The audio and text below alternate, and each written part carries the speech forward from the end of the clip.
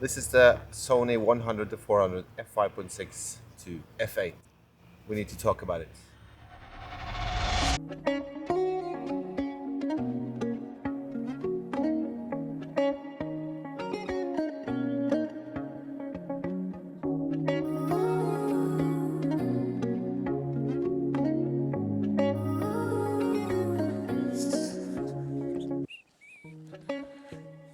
Sony reached out and they wanted me to check out this new product that's being released today. Let's open it up and check out what it is.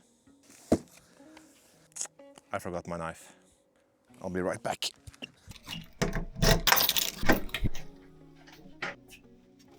There we have it. Let's see.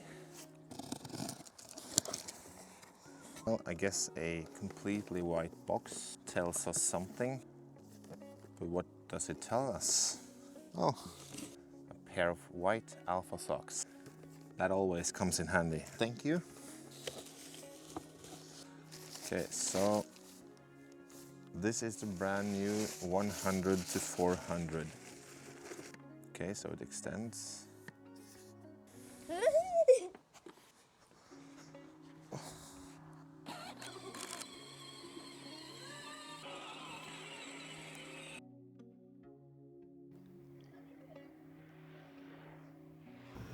It's so crazy to finally be back here in Gjelle in Stryn. What better way to test the new 100-400 from Sony. This is really compact, lightweight, easy to use, and is it sharp? Let's find out. So one really important thing to remember with this lens is that it extends, but when it's on 100 millimeters and it's not extended, it is really lightweight. You can see I can easily hold this with one hand and I can shoot. There's a jet ski on the water, so that's perfect. I think these are pretty sharp.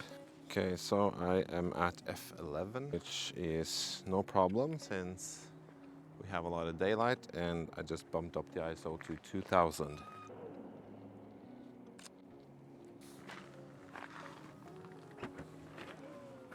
I'm using this lens with my A7 IV, with the newest technology in the A7 IV, with the AI subject recognition and the new autofocus and a new sensor. It works so good. And this is so lightweight, compact, even though when you have it extended, it's pretty light. So I went here for this exact reason, just to test this lens out. I'm gonna stay here until tomorrow. I will use every hour I have to test what this lens can do. I already have tested it a little bit at home, as you probably could see in the beginning of this video. Let us test it and see if we can get some cool shots with it. There's a lot of fish jumping in the water. That would have been really cool to capture a fish. So here you can see the differences in size of these two lenses. This is the 200-600 from Sony, and this is the new 100-400. And this is really convenient because you can just put this straight in your bag and you're good to go. But as with the 200-600, you get more reach. But as a beginner wildlife photographer, I would seriously consider this one. This also comes in at 8.99 euros, and for the price, this is, well, you decide. Yeah, it's different. And of course, the 200-600 is much heavier. It's really tiring to carry this around when you're out shooting wildlife or birds or anything like that. But with this one, I could easily go for many hours just shooting handheld, and the photos are tack sharp.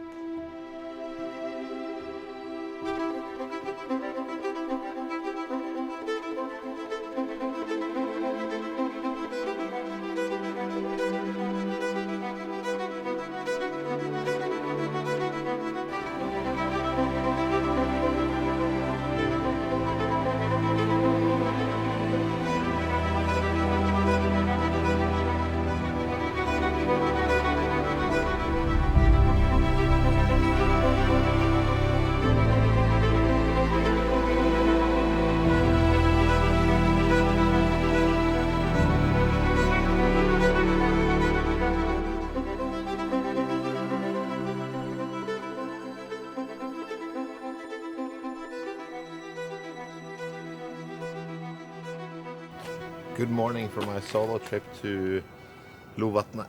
I have just spent the night in my car, which was a pretty mid experience. I just sent the drone up, and there's another drone up there now. And I'm gonna wrap things up very soon, and then I'm gonna head on my way home. I thought we were gonna go to Valdresflia to see if there is conditions there now for some wildlife, because that's a good spot for wildlife. And what was so frustrating yesterday, just when I arrived at the old Strynefjellsveien, I parked my car because I saw this water that I wanted to take some photos at, and then I can clearly hear a peregrine falcon, and I can see two of them in the air. And I was too slow rigging up the gear, and they disappeared. That would have been so perfect to use the 100 to 400 with, if we could get it a little bit closer.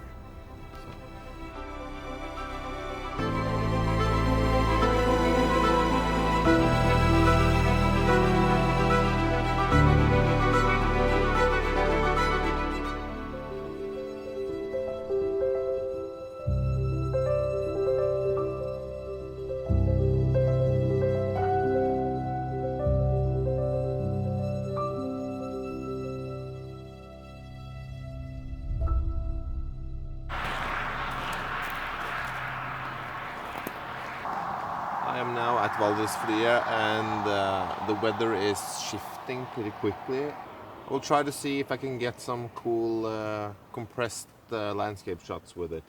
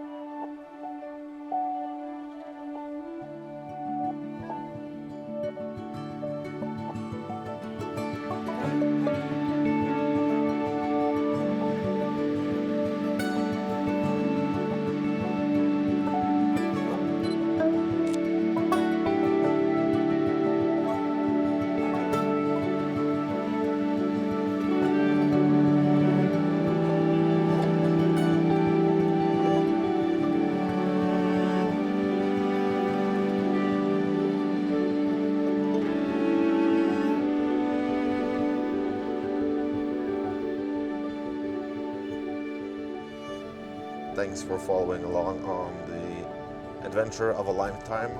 I can definitely recommend to take a solo trip now and then. And if you're considering going to Norway, yeah, this video should be your answer. Thanks for following along. Remember to subscribe for more videos like this, and hope to see you here again. Leave a like and a comment if you want, and if you have any questions about anything about the new 100 to 400, well, just shoot it down in the comment section, and I will answer your questions there. Thank you. Peace out.